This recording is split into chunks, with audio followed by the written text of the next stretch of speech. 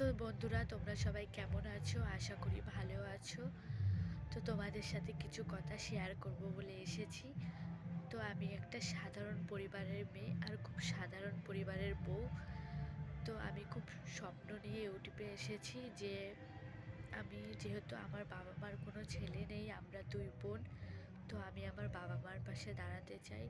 সেই স্বপ্ন নিয়ে ইউটিউবে এসেছি। তো জানি না আমার সেই স্বপ্ন কোনোদিন পূরণ হবে কিনা। আমি আমার বাবা মার পাশে দাঁড়াতে পারবো কিনা।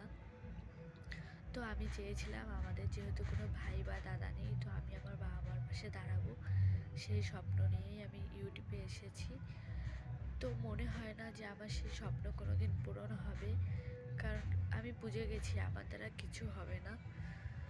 তো তোমরা যদি পারো তাহলে সবাই আমার স্বপ্নটা একটু পূরণ করে দাও, যাতে আমি আমার বাবা মার পাশে দাঁড়াতে পারি।